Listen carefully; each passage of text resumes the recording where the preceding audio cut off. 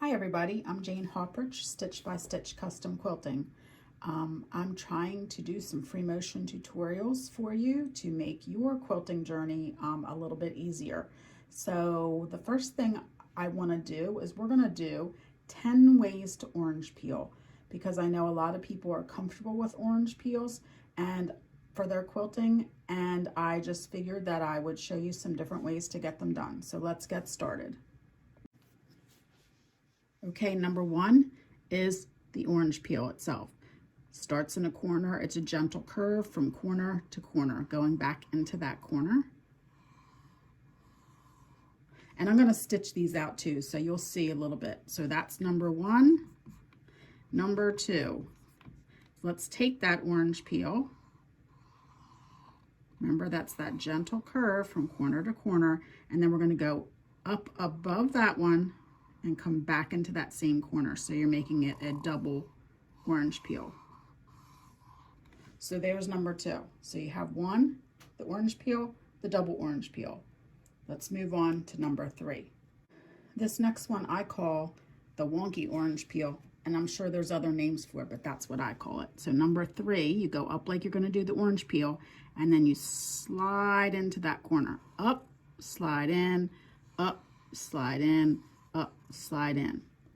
And just like with the other orange peel, you can do it a second time. So you're going to go around once, and then you're going to come up above that first mark, but you're going to slide into that same corner. Okay, so there's 3 and 4, and we'll move on. Number 6, we're going to mark the middle of each of these sides, and we're going to do an orange peel from corner to the middle to the corner.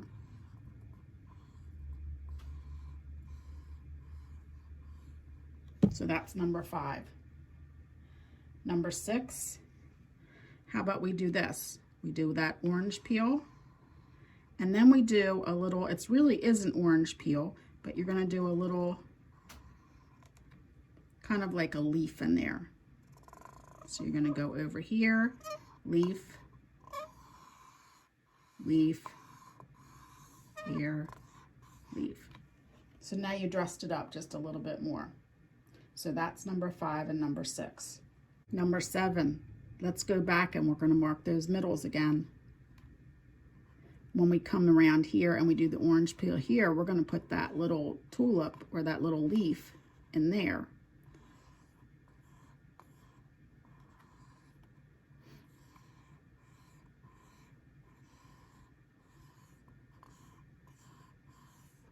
And if you're worried about them all being the same size, you can always put some kind of registration mark on above each of these so that you know that that's the point that you need to hit.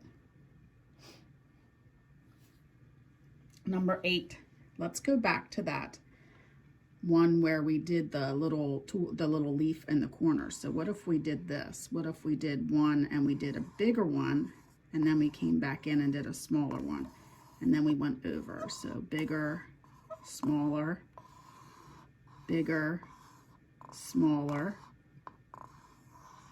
bigger, smaller. So you end up with a nice buildup of thread in this corner, and that's going to really look nice. So that's number 7 and 8.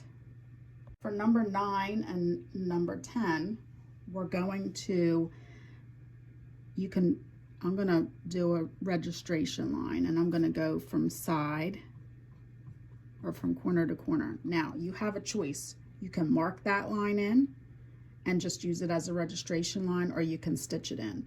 I kind of like the way it looks when I stitch it in, so I would go up to one from corner to corner, travel in the ditch, and then come back the other way. Now what I'm going to do is I'm going to do an orange peel from corner to middle to corner to middle to corner to middle, corner, middle, and back out to the corner. Now there's another way of doing that, and I'll show you that here. If you do that, there's another path that you can take. You can serpentine. You can go this way and cross over and come here. And then you're going to come here, but this time you're going to branch off over this way back around, and then over this way. So either way it gets the job done.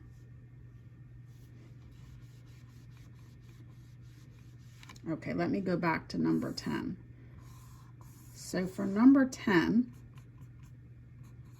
I'm going to show you how by just adding an echo around this can really change things up. So I'm going to stitch my line in, and then I'm going to do my orange peel. And now watch when I echo this and I add around like this.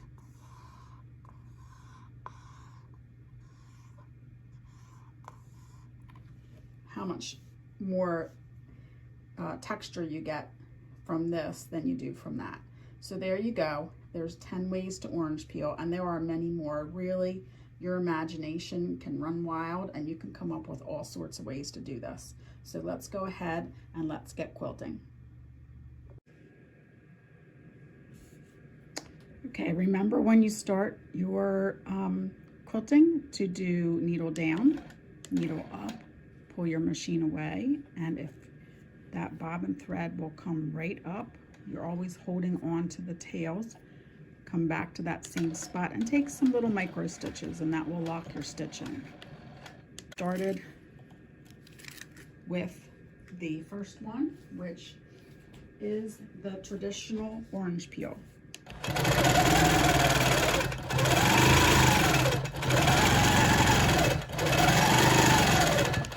Now looking ahead of where you're going and aiming towards that spot really seems to help me a lot. Not sure, but that should help you too. So the second one is the double one.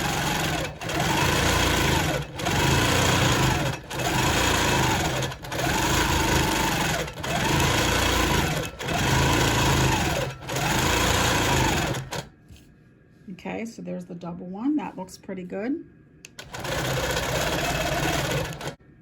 Now we're going to move on to number 3, the wonky orange peel.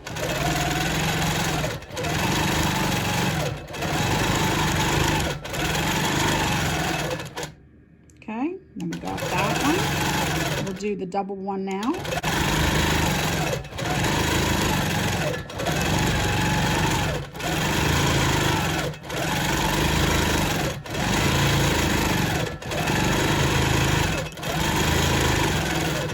And just because I'm doing this on a long arm doesn't mean that those of you on domestic machines can't do this, because these are just designs to learn and to practice. Okay, so for the next one, I'm going to go ahead and mark the middles. I'm just going to guess where the middles are, and I'm just going to mark that.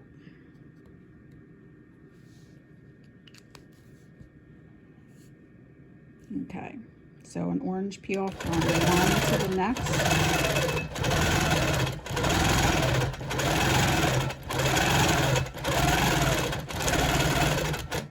So that's pretty easy.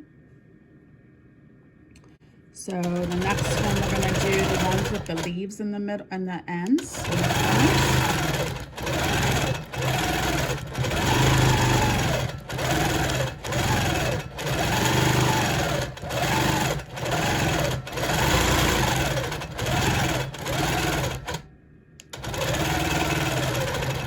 And there you go. That looks pretty good. So there we have 6. So let's do the last 4. Okay, we're going to mark that middle again.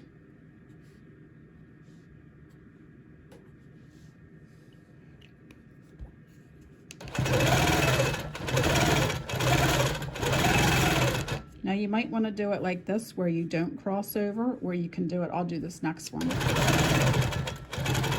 You swing it out and you go through it. There is, see how this one I went through it, and this one I kept it skinny. There's no right or wrong. It's up to you. It's really a personal preference.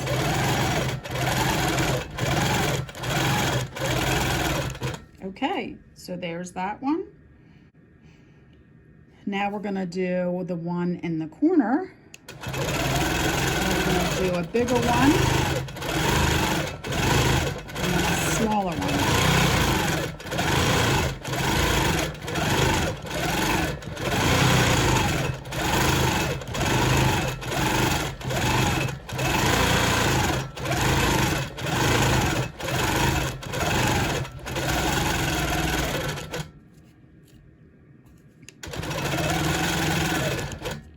can see that one turned out really nice too. And the next ones we're going to go ahead and do the orange peel. I'm going to go ahead and run some lines from corner to corner so we can get started. So let's do number 9 and 10. The first one is, I call it the daisy orange peel.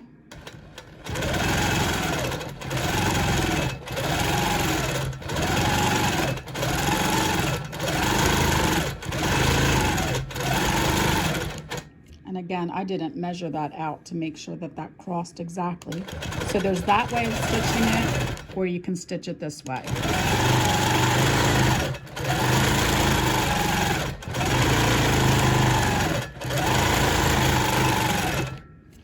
Either way works. And then for number 10, you would really just add this echo, coming back into the center. So your points and your centers are still the same.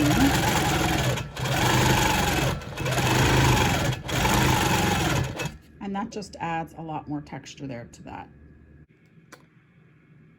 So there you have it. There's 10 ways to orange peel.